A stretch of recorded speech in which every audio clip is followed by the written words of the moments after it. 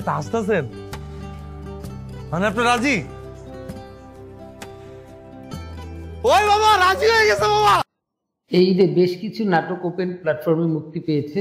এত নাটকের ভিড়ে দু একটা নাটক নিয়ে রিভিউ যদি না করা হয় তাহলে আমার মনে হয় যে নাটকের প্রতি অবিচার করা হবে। তাই আজকের এই ভিডিও। চলুন কথা না বাড়িয়ে নাটকের একটি দৃশ্য দেখে আসি।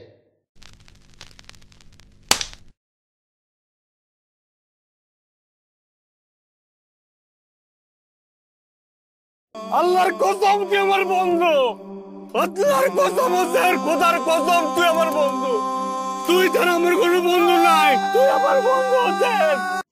নাটকের এই দৃশ্যটি দেখে মনে হয় বন্ধুর প্রতি বন্ধুর একটি ভালোবাসার আবেগ পূর্ণ প্রকাশ পেয়েছে এই দৃশ্যে। চলুন এর আগের দৃশ্যটি দেখি। হোসেনরা কারো বন্ধু না, হোসেন কারো বন্ধু হতে পারে না। হোসেনরা কারো বন্ধু না, হোসেনরা কারো বন্ধু হতে পারে না। খোদার কসম তুই আমার বন্ধু, আমার বন্ধু তুই, খোদার কসম আমার বন্ধু তুই। আমার হোসেন দে, আমার কলিজার মধ্যে দে, আমার হোসেন আমার কলিজার মধ্যে দে রে। এই দৃশ্যটি দেখে মনে হয় নাটকটি আসলে বন্ধুর গল্প নিয়ে নয়, অ্যাটলিস্ট বন্ধুর গল্প নিয়ে নয়। দোষ বন্ধু কেটা তোমার দোষ বন্ধু? দোষ বন্ধু না, ভাই বেড়াদার লগে ঝামেলা করলে অকলগে ঝামেলা করুম না। নাটকটি আসলে তৈরি করা হয়েছে ধনী গরিবের ভেদাভেদ দিয়ে। নাটকে হোসেন একজন ভাত বিক্রেতা, তার মা খুবই অসুস্থ এবং সে ওই অসুস্থ অবস্থায় রান্না করেন, টিফিন ক্যারিয়ার সাজিয়ে দেন। হোসেন মার্কেটে মার্কেটে ভাত বিক্রি করে তাদের জীবন চালায়। ওয়ালাইকুম আসসালাম। এটা কি দেশ? কে ভাই কি হইছে? কিসের কি দেশটা কি তুই আমারে? খাউন দিছি। এটা খাউন? খাওয়ানোর পর্যায়ে পরে খাউন যায়। অন্যদিকে রোমান ধনির দুলাল, সে ব্র্যান্ডেড জামা কাপড় পরে এলাকায় আড্ডা দেয়। পাখি লাগবো পাখি। তুই কি মুরগিওয়ালা না? মুরগি বেচতে আইছস না? রোমান, আমি কিন্তু তোমার জন্মের আগে থেকে এই এলাকায় থাকি। আমারে 7 মাস বোঝাইতে আইসো না, বুঝছো? একটি মেয়ের সাথে তার গভীর সম্পর্ক, কিন্তু মেয়েকে সে তার মনের কথা বলতে পারে না।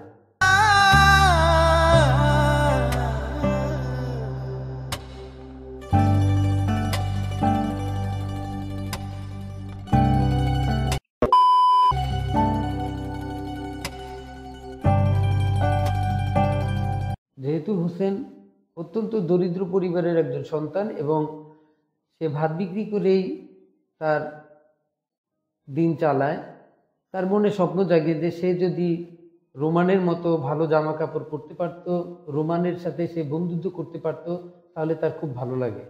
গল্পের এই অংশে হোসেন তার মায়ের সাথে বিষয়টি শেয়ার করে।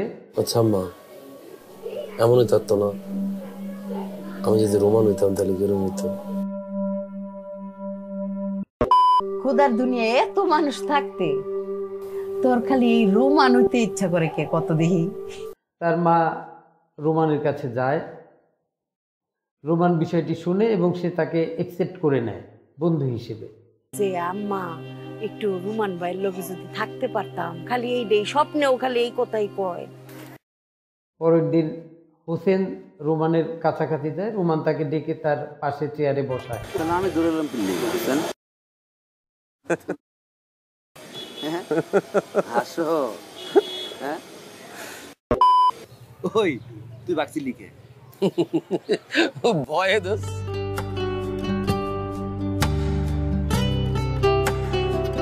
গল্পের একটা অংশে আমরা মায়ের প্রতি সন্তানের ভালোবাসা বা সন্তানের প্রতি মায়ের ভালোবাসার একটি দুর্দান্ত মিক্স দেখতে পাবো। আচ্ছা তুমি চোখটা বন্ধ করো। আচ্ছা কথা আমি কই, আমার কাছে। আচ্ছা চোখটা খোলো। এখন আমি কই আছি?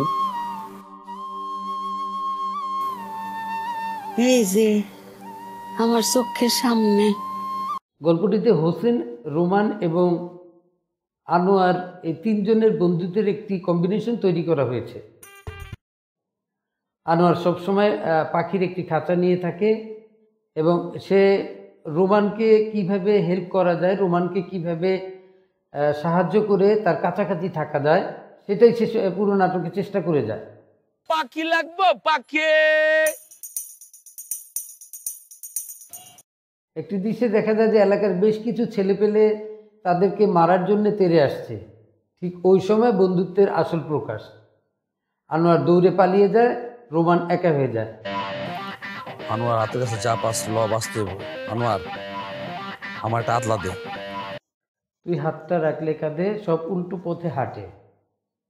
নাটকে একটি দারুণ গানের অবতারণা করা হয়েছে।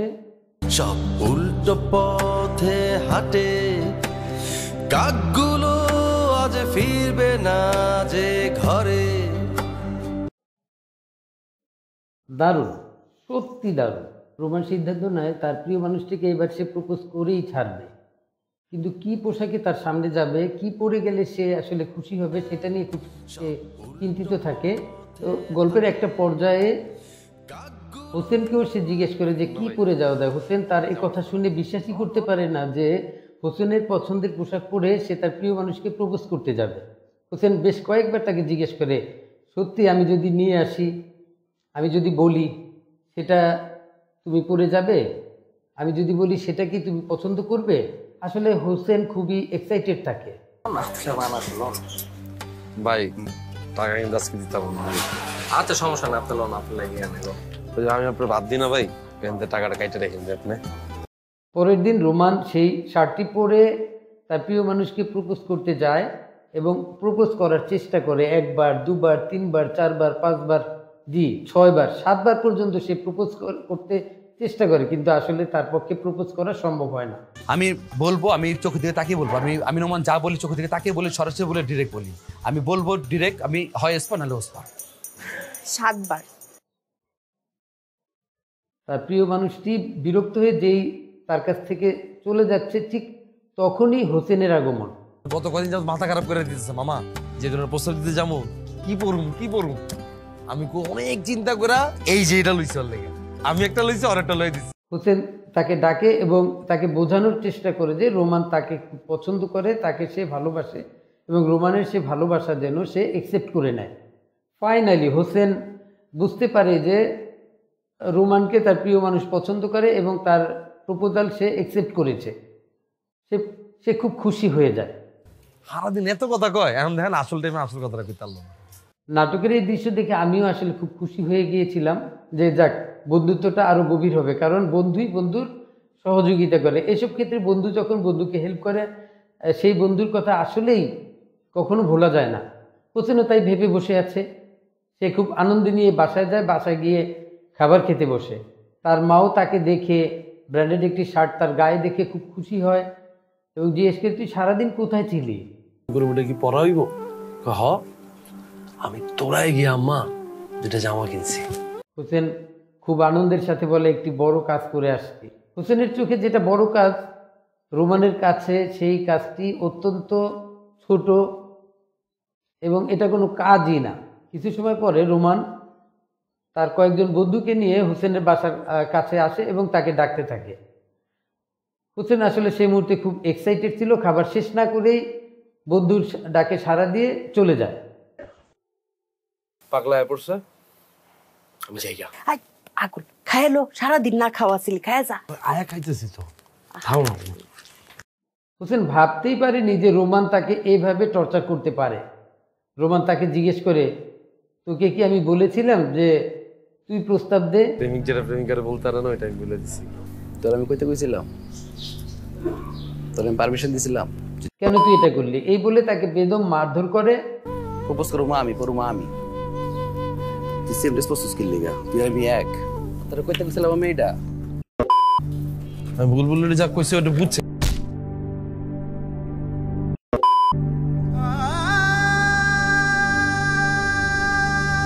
হোসেন বাসায় আসে। হোসেন বাসায় আসলে তার মা তাকে জিজ্ঞেস করে, বাবা কি হয়েছে, তোর মুখটা এমন লাগছে কেন? একটু আগেই না কত সুন্দরভাবে গেলি, আনন্দের সাথে গেলি, এখন তোকে এমন লাগছে কেন? তার মা তার শরীরে হাত দেয়, দেখে জামাটা ভিজা, মুখে অনেক টর্চারের দাগ। জিজ্ঞেস করে, তুই তো গেলি খুব খুশি মনে, আবার আসলি খুব অন্যমনস্ক হয়ে, কি হয়েছে রে বাবা? হোসেন তেমন কিছু বলে না।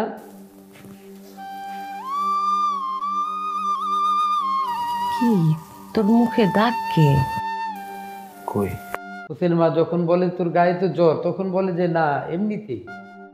ও লাব্বা, তোর দি শৈল পড়ে যেতেছে জ্বরে বাপ, শার্টও তো ভিজা। হোসেন খুব কষ্ট নিয়ে সিলেটে তার বিজনেসের কাজে যাওয়ার উদ্দেশ্যে প্রস্তুতি নেয়, কিন্তু তার মা মন সম্ভবত সায় দেয় না। সে বলেই ফেলে, বাবা আজকে যাওয়ার দরকার নাই, সিলেটে আজকে নাই যা। তোর সিলেটে যাওয়ার দরকার নাই?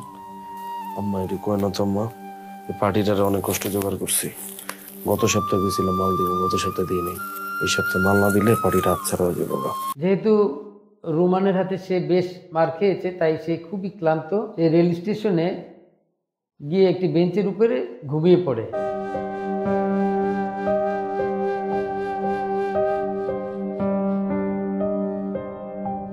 ট্রেন চলে আসে এবং ট্রেনে ওঠার জন্য সে তার বস্তা নিয়ে দৌড়াতে থাকে। দৌড়ানোর একটা পর্যায়ে তার পা দরজার কাছে এক জায়গায় আটকে যায়। ট্রেন চলছে, তার পা আটকে আছে। পরে সিনে দেখানো হয় যে হোসেন আর পৃথিবীতে নেই। আনোয়ার রোমানকে ঘুম থেকে ডেকে উঠায়। রোমান উঠে বসে বিরক্ত নিয়ে। আনোয়ার বলে, হোসেন তো আর নেই। রোমান ভাবতে থাকে যে আমি এমন কি মারলাম যে হোসেন মরে যাবে। তখন আনোয়ার তাকে পরিষ্কার করে যে আসলে সেদিনের মারে নয়, যেহেতু আমরা তাকে খুব মেরেছি, সে খুবই ক্লান্ত ছিল, তার জ্বর এসে গেছিল। তখন ট্রেনে উঠতে যায় তার ক্লান্ত শরীর নিয়ে, তখন তার পা আটকে যায় দরজার সাথে এবং সে ওভাবেই মৃত্যুবরণ করে। হোসেন আর নাই। কে নাই? হোসেন নাই। রোমান একথা শুনে আর ঠিক থাকতে পারে না, দৌড়ে যায় তার লাশের কাছে। শুরুতে প্রথমে যে দৃশ্যটি দেখিয়েছিলাম, আসলে এটি ছিল নাটকের শেষ দৃশ্য। আল্লাহর কসম তুই আমার বন্ধু, আল্লাহর কসম হোসেন, খোদার কসম তুই আমার বন্ধু। তুই ছাড়া আমার কোনো বন্ধু নাই, তুই আমার বন্ধু হোসেন। আমার মনে হয় নাটকটি খুবই প্রশংসনীয় হবে। আমরা বিগ বাজেটের অনেক বড় বড় নাটক দেখে থাকি, এখানে এই অল্প বাজেটের ছোট্ট একটি নাটক যেটি মানুষের হৃদয় স্পর্শ করবে আমার মনে হয়। বন্ধুর প্রতি বন্ধুর ভালোবাসা যে মৃত্যুর পরেও প্রকাশ করা যায়, তা নাটকের শেষ দৃশ্য না দেখলে বিশ্বাস করা সম্ভব নয়। নাটকটি তৈরির পেছনে যারা যারা কাজ করেন সকলকে আন্তরিকভাবে ধন্যবাদ জানিয়ে আজকের মতো আমার কথা শেষ করছি। এত সময় আমার বকবক শুনে আপনাদের মূল্যবান সময় নষ্ট করেছেন, সেজন্য আপনাদেরকে ধন্যবাদ। আসসালামু আলাইকুম রহমতুল্লাহ। সব উল্টো পথে হাঁটে, কাকগুলো আজ ফিরবে না যে ঘরে।